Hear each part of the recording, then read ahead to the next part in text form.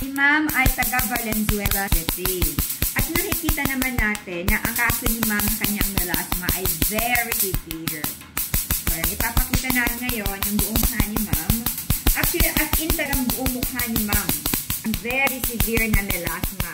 Ang wala na lang melasma, yung sa may baba ng mata. Kaya unfortunately, hindi ninyo makita yung skin na walang pekas dahil natatakpan ito ng goggles ni Ma'am. So, ang ginagawa namin ngayon kay Ma'am ay picosecond focus laser. 2 lasers ang gamit namin sa isang session lamang. At ang ginagamit ko ngayon sa kanya ay ang unang laser. Ile-laser ko yung buong mukha ni Ma'am, and then, yung pangalawang laser, ganun din.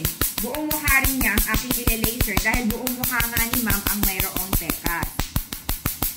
Ang kinuha ni Ma'am na package ngayon ay ang complete package namin for melasma. Ito ay consist ng isang intensive session ng pico-laser procedure at 11 piraso na take-home medicated products na kanyang inihinti na sa kanyang balat. Magkikita kami ni Ma'am after 3 weeks para sa kanyang second session ng melasma treatment. So, kung sino man sa inyo ang nanonood ngayon, at Ma'am, medyo taas pa kayo ng konti. Ayan.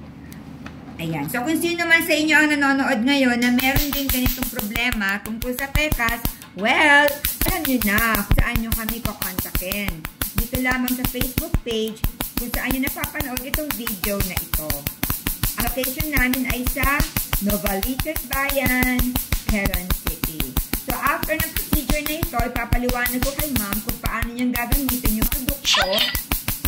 And then, ipapaliwanag ko rin sa kanya ang mga do's and don'ts para mas lalong maiwasan ang pag-form pa ng mas maitim na melasma. Okay.